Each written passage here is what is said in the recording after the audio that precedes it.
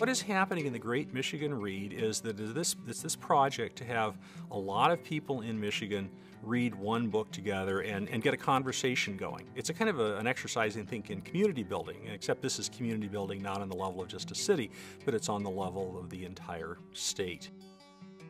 Well, Hemingway spent most of his summers until his early 20s in northern Michigan.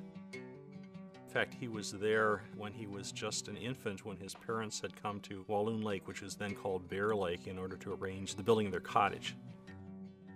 Northern Michigan is a place for Hemingway to cut loose, and it's really a place for him to imagine. He is a very imaginative child. He was looking for places to explore, and he really partly creates that in his imagination. He's going out fishing and hunting with his father, but someplace in the back of his mind, I think he always imagines himself as a kind of a Daniel Boone character. I think that Hemingway's connection to Michigan is basically that it's the place where his boyhood, his awakening as a poet, his exposure to the Michigan woods and the rivers, the Indian population. The significance is that that's where I think he started to fathom his poetic vocation. I mean, I think he began as a poet, like most good prose writers. Nick Adams stories are a collection, and they're a collection of stories that was not put together during Hemingway's lifetime. And Nick Adams is the most Hemingway-like of his characters. He goes and he has northern Michigan experiences. He goes off to World War I. He's wounded. He becomes a writer. They're organized chronologically according to the chronology of the life of the character Nick Adams.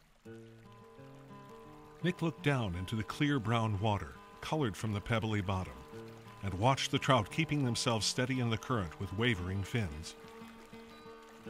Nick's heart tightened as the trout moved. He felt all the old feeling.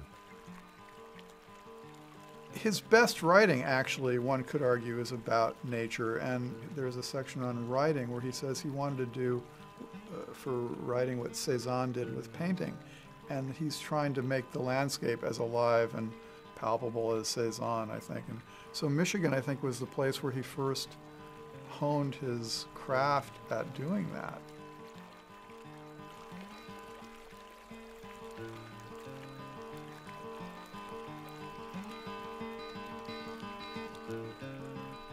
Produced by Michigan Television in partnership with the Michigan Council for Arts and Cultural Affairs and the Michigan Humanities Council.